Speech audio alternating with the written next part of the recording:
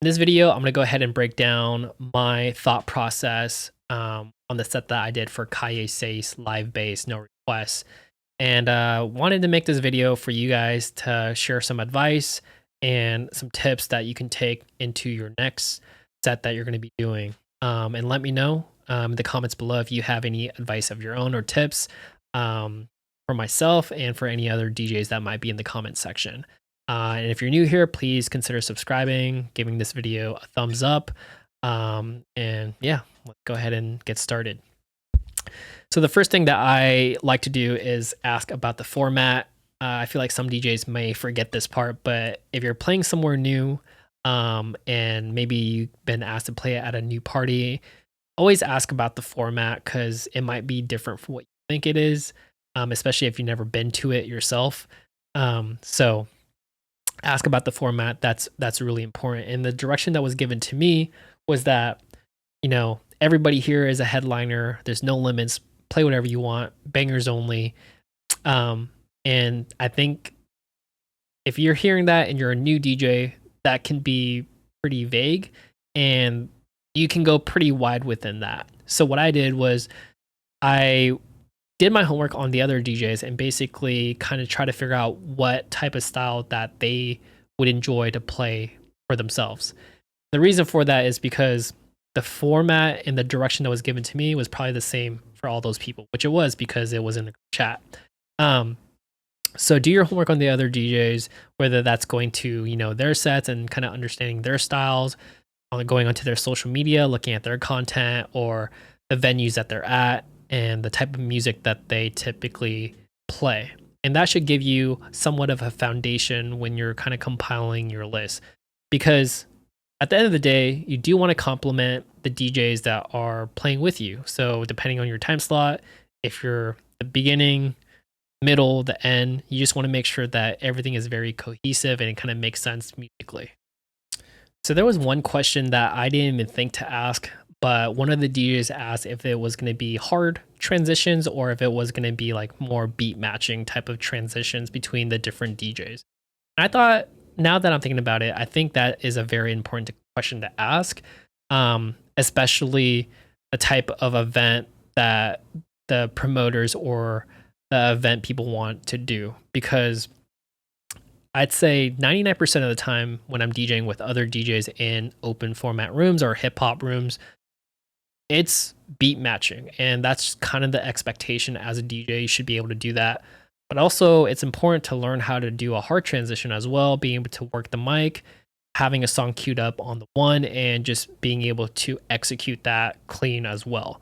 So I think both parts or both transitions are important, but I didn't even think to ask about that. So that could be a good question for you to ask when you're DJing with other DJs, how they want to go about that, especially if you guys have set times when you're DJing.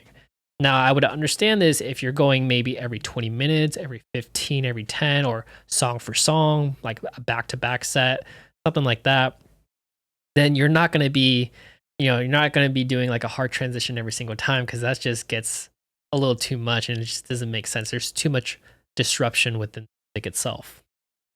So a few things that I wanted to keep in mind when I was building this playlist was that I knew that Calle is a Latin club. So, we were probably going to get some regulars there that come there for like the Latin music. So I knew I wanted to incorporate that somehow in my set. And the event happened to be on a Thursday. So it being a Thursday and being in the market that we're in, Portland, it's a little bit smaller. I knew that the bulk of people will probably be there in the middle of the night. And the time that we were open from, it was from 10 to 2. So, from 1 to 2, it started to slow down a lot. And there wasn't as many people there because, people have work the next day. And just something that you would definitely want to be mindful of. Now, there was a few things that I wanted to accomplish when building this set. The first thing was to showcase my style and my abilities and skills as a DJ. So if you watch the video, and I'll link it in the description below or somewhere on the screen, the two songs that I picked, the first song was DMX Party Up, and the second song was Fiend Travis Scott.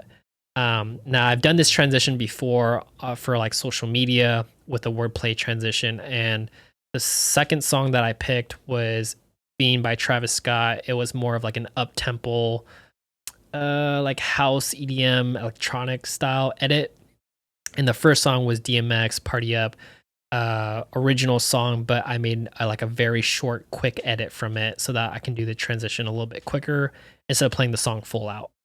And the reason why I picked that song is because recognizable, and I knew that I had to drop it on the one because we're doing hard transition. So it made sense in my head.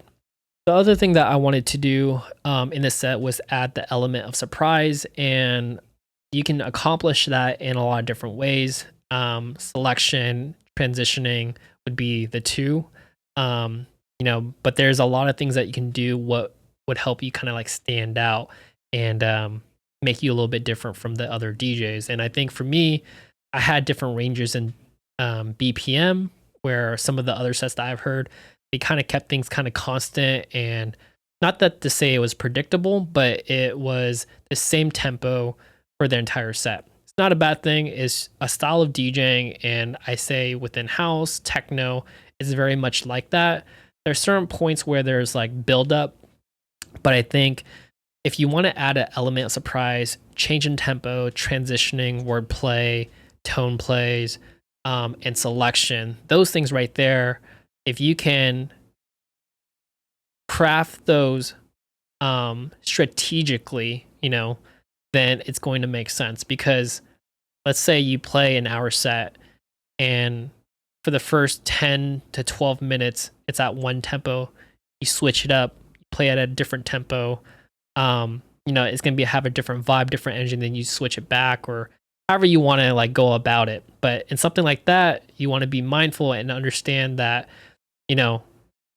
after 30 minutes of the same tempo, it can get a little stale.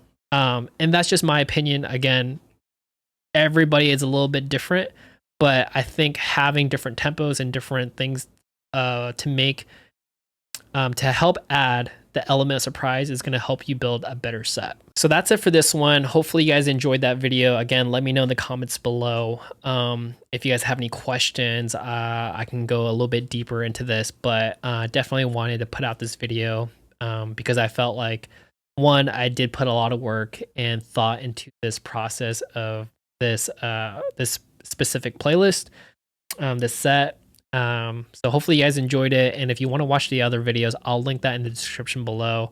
That way you can watch all the different sets that happened then. Peace.